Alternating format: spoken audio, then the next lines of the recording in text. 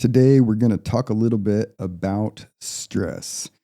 And no, I'm not doing this to stress you out. In fact, I'm going to share with you information that's going to do the opposite because I believe that A, divorce is one of the most stressful life events. B, if we understand how stress works and how to work with it, we can be less miserable. And C, if you understand these things the way I'm going to explain them to you, they can actually help you be a better parent. Okay? They can help you co parent more effectively. If you skip this part and you try to just get away from your stress, that's not going to help you. I'm going to teach you how to empower yourself to confidently deal with your stress so that you're less miserable and you perform better. Welcome to Fatherhood Forward. This is about being dad after divorce. And I'm your podcast host, John Peters. This is episode 2, where we're going to talk a little bit about stress. Okay. So let me set the stage by letting you know how I relate to stress and what led me to the understanding of how stress impacts people going through divorce and how it negatively impacts you when you're trying to co-parent and parent after separation, okay? So I'll start way back in my childhood. I was a stressed out teen, and before I became a therapist, I actually spent about a decade exploring all sorts of wellness and stress management techniques because I was stressed out, okay? And long story short, I did actually discover a lot of effective ways to deal with stress. And that was part of my motivation to become a therapist because I wanted to help other people function better. I wanted to help other people be less miserable and be less stressed. Okay. I also had the opportunity to teach a full semester stress management course at a university for 15 years and worked with thousands of students, helping them learn how to lower their stress and perform better. And then after I became a therapist, I was working a lot with separated parents, which I explained in episode 1. And I've worked with thousands of separated parents.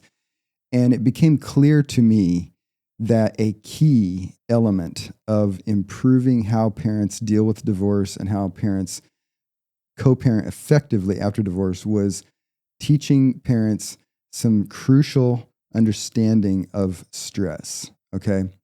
Now, if we only approach stress from a relatively superficial way, we just think about, I'm stressed. This is stressful.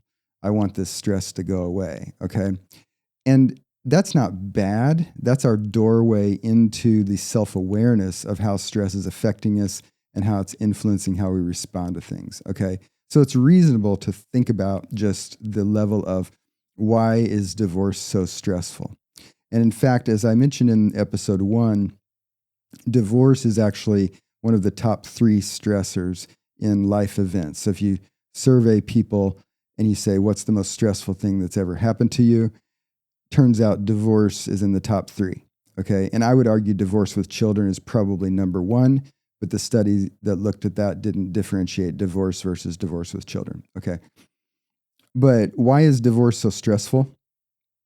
Because we use one term, I got divorced, to refer to something that happened, but it's really not a something. It's a basket of some things, okay? So for you, for your ex, for each of your children, each of you are not actually experiencing stress from your divorce. You're experiencing stress from each of the adjustments that's included in the thing we call divorce, right? So for you, it might be loss of your marriage partner, who might also have been your best friend, right? Those are big adjustments. It might be changing your work schedule. It's changing your pattern of interaction with your kid, okay? It might be changing your financial situation.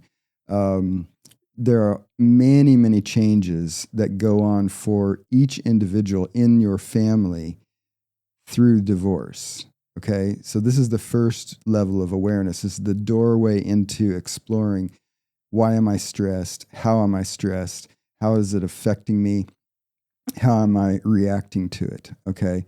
So when I work with a client, often what I'm helping that person assess and what you can assess for yourself is what are all the things I'm stressed about? Because the reality is you're not really stressed about your divorce. You're stressed about all of the adjustments and changes and losses that are associated with the thing that we're calling divorce in shorthand, right?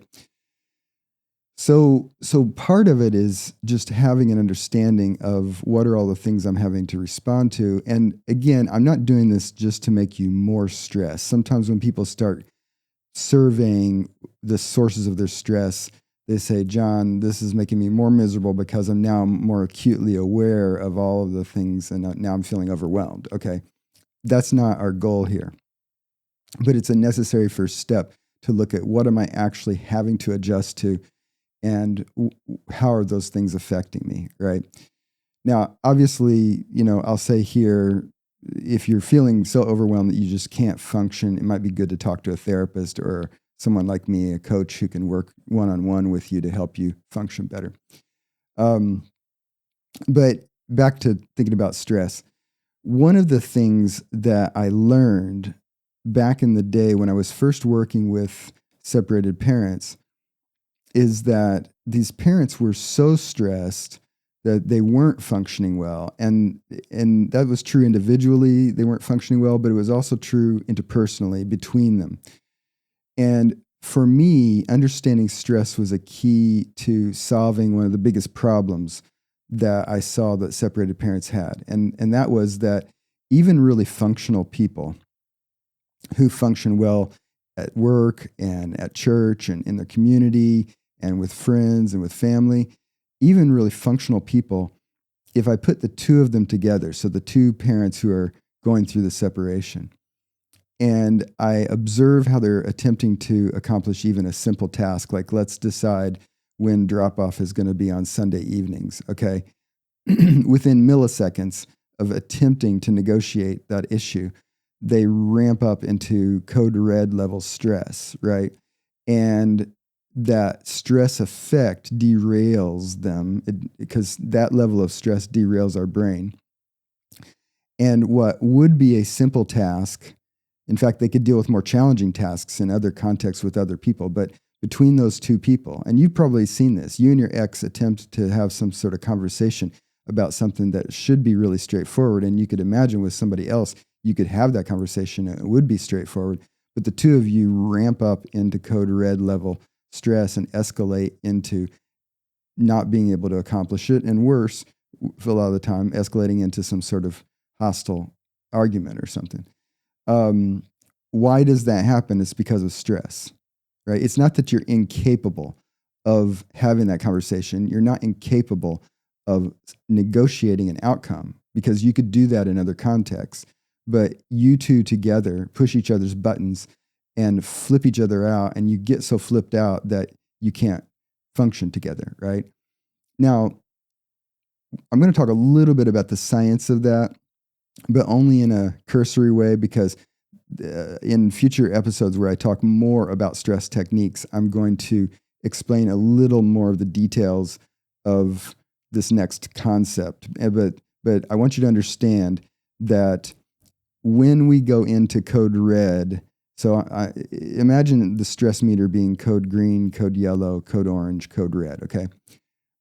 When we move from green, yellow, and orange into red, our brain actually changes. This is a leftover artifact of millions of years of being chased by giant bears, okay? Because what happens is our brain is wired when we're under code red level stress, I'm about to get eaten by a bear. Our brain actually changes. Our brain is not the same brain at code red that it was at codes green, yellow, and orange, okay? And why is that? Because certain things need to happen to make sure that you don't get eaten by a bear, okay? The problem with that, with trying to co-parent after separation, is when you go to code red, your brain is in I'm about to get eaten by a bear mode. That does not help you. In fact, it shoots you in the foot of trying to have a more positive experience and especially a positive reaction and performance in your ability to communicate and negotiate with your ex or your ability to parent your kid. Okay. Code red brain is not designed for good parenting and co-parenting. Okay. It tends to cause us to see more negative things than positive. It tends to limit our scope of our view of the situation. It tends to actually blind us to positive things so they don't come into play as strongly as they should be. And it tends to spiral us into more negative reactions that actually muck up the thing we're trying to accomplish. Okay. Again, those brain changes made it better for us if we were being attacked by a literal bear. But those brain changes work against you when you're trying to deal with the stress of your divorce and when you're trying to deal with your ex, okay, and when you're trying to parent your kid. So I'm going to reemphasize that point and explain it more clearly in future episodes. But I truly believe that the key for you to be more empowered to deal with yourself better, deal with your kids better, and deal with your ex better is that you have to get a handle on your stress. Because what we want to do is we want to make it less likely that you're going to flip up into code red. Now, you're going to get stressed. So we're not going to lock you into code green. You're going to get to yellow. You're going to get to orange. But if we can keep you from crossing that threshold from high orange into red, you're going to be less miserable and you are going to perform better because you're going to keep your rational, wise, empowered brain more online, more of the time to deal with your own issues, to parent your kid better, and to also deal with your ex more effectively. Okay?